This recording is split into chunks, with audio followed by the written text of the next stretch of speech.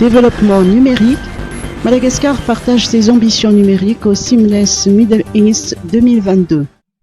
À la cérémonie d'ouverture hier à Dubaï de l'événement international Seamless Middle East 2022 au Dubai World Trade Center et en sa qualité d'invité d'honneur, le président de la République malgache Andrés a précisé dans son discours que Madagascar ambitionne de concevoir une Smart City ou ville intelligente à l'image de la ville de Dubaï.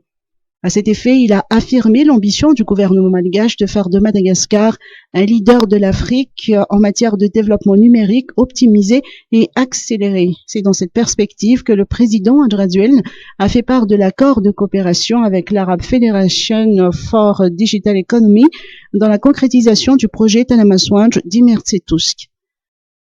L'innovation technologique, et en particulier le numérique, vous l'avez bien compris, est un facteur de création de richesse et permet de concevoir de nouvelles solutions pour le développement durable. Afin d'être mieux armés et pour affronter les défis, j'ai le plaisir de vous annoncer que nous avons établi une coopération avec l'Arab Federation for Digital Economy. En effet, il est primordial de choisir un partenaire avec un savoir-faire, des expériences qui pourrait accompagner Madagascar vers la transformation digitale. Seamless Middle East 2022 est une conférence mondiale qui réunit des opérateurs dans les nouvelles technologies et des acteurs de la transformation numérique qui échangeront sur les questions d'innovation et d'évolution du numérique dans les domaines de l'e-commerce, des technologies financières et de l'identité numérique.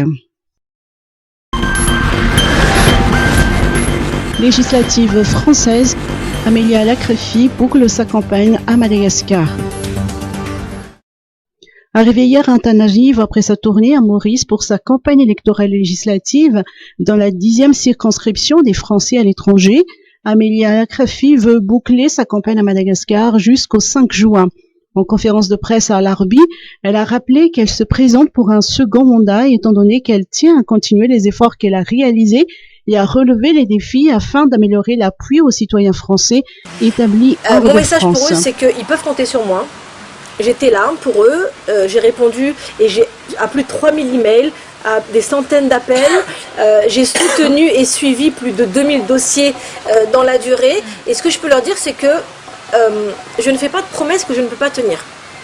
Quand je fais une promesse, je la tiens. Sinon, je leur dis, je ne peux pas vous le promettre. Mais ce que je peux promettre, c'est de faire mon maximum. Et quand je dis que je vais faire quelque chose, si c'est un courrier à un ministre, si c'est un courrier à la Banque de France, si c'est un courrier à l'administration, je leur envoie la preuve du courrier que j'ai fait pour eux. Donc, quand je fais quelque chose, quand je promets quelque chose, je le fais et je leur prouve que je l'ai fait.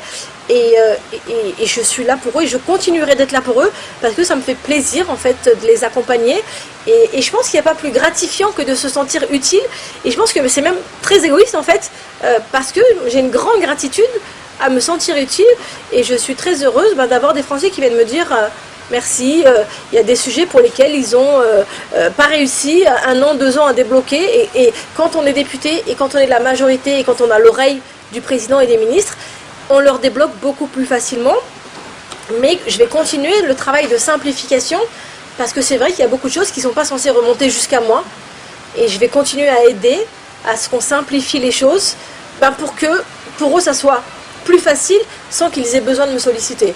Mais leur dire que je serai toujours là, je répondrai toujours aux sollicitations. Vos élus locaux sont aussi des relais très importants et très précieux pour moi et que je continuerai à venir au minimum 1 fois par an parce qu'il y a 49 pays.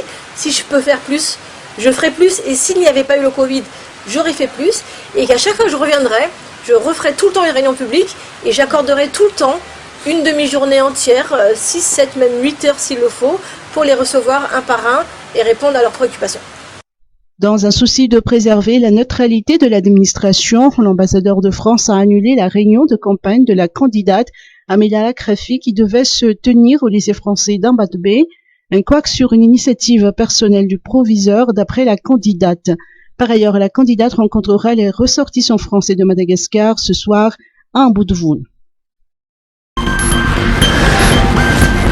Demande de visa, court séjour, des créneaux supplémentaires. Débordé par l'afflux des demandes de visa, le Consulat général de France a mis en place depuis hier des créneaux supplémentaires de rendez-vous pour les demandes de visa court séjour. En effet, l'augmentation des demandes liées à la réouverture des frontières, à la reprise des liaisons aériennes et à la forte demande saisonnière a entraîné un allongement du délai d'obtention de rendez-vous auprès du prestataire TLS Contact. Le Consulat général de France réagit en conséquence et invite les demandeurs de visa à ne pas prendre plusieurs rendez-vous à la fois pour déposer leur dossier afin de ne pas compromettre les créneaux disponibles pour les autres demandeurs. Éducation nationale. La Banque mondiale soutient l'amélioration du système scolaire. 97% des élèves malgaches âgés de 10 ans éprouvent de grandes difficultés à lire et à assimiler un texte simple en français, qui est pourtant la langue d'enseignement à Madagascar. Le retard d'apprentissage à Madagascar est de 10% d'après la note de conjoncture économique de Madagascar, publiée aujourd'hui par la Banque mondiale. Les performances scolaires peuvent cependant être améliorées et pour ce faire, la Banque mondiale insiste sur des stratégies de réforme qui combinent le renforcement de la transparence, la mobilisation citoyenne, l'administration des établissements scolaires et la motivation des enseignants. Ibrahim El Gandour, spécialiste en gouvernance de la Banque mondiale, apporte des précisions dans cet extrait. Notre analyse se focalise sur l'examen des dimensions de gouvernance dans le système éducatif.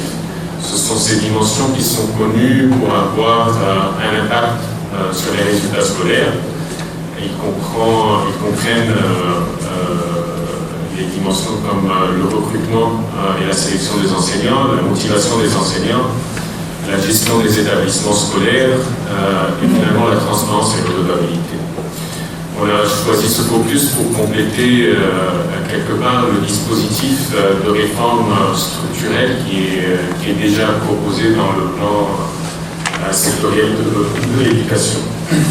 Pour passer maintenant au résultat de l'étude, je vais résumer peut-être en deux blocs ou en deux messages. Le premier est que le processus de recrutement les sélections des enseignants est perçue par les agents administratifs et par les enseignants comme étant opaque, non compétitif et vulnérable à la corruption.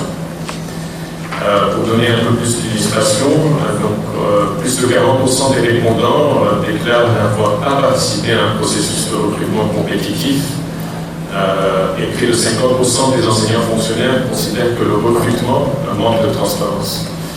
Encore, une majorité des répondants, 83%, pensent que le recrutement présente le plus grand risque de corruption dans le secteur.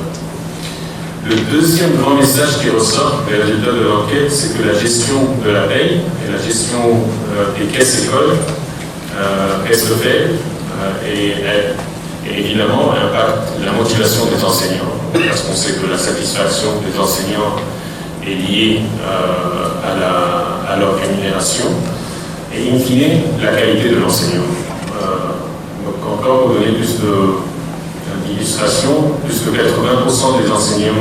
des enseignants communautaires, qu'on appelle FRAM, déclarent avoir été rémunérés tardivement plus qu'une fois au cours des 2 dernières années.